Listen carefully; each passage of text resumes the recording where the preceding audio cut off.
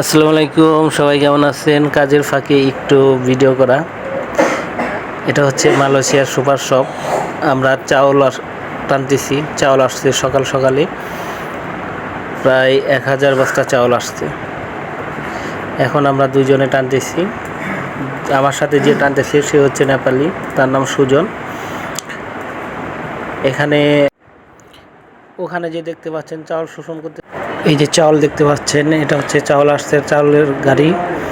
এখানে 100 বস্তা চাউল শোষণ করা হয়েছে। এক বস্তা চাউল হচ্ছে 10 কিলো, আর এক প্লেটে আছে 100 বস্তা।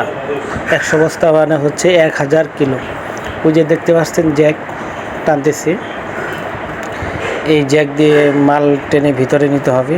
আর ওই যে ওখানে যে মহিলা দেখতেছেন, সে হচ্ছে মাল চেকিং করে, রিসিপিংয়ে কাজ করে। সে হচ্ছে চীনা, তো মাল র্যাপিং করতেছে। আর ওই দেখেন ওখানে আরেকটা লরি আসছে, সকাল সকালে 2টা লরি আসছে। এই তো একটা, এখানে আসছে প্রায় 700 চাউলের মতো। আমরা 3 জনে আসছি মাল টানার জন্য। এটা হচ্ছে আমার ছোট ভাই। এ হচ্ছে চাউলের লরি, এই চাউল শোষণ করতেছে। আমরা দাঁড়িয়ে আছি, যে পর্যন্ত শোষণ না হবে সে পর্যন্ত তো আর মাল টানা যাবে না। লরিটা কত বড় দেখছেন, একদম ফুল।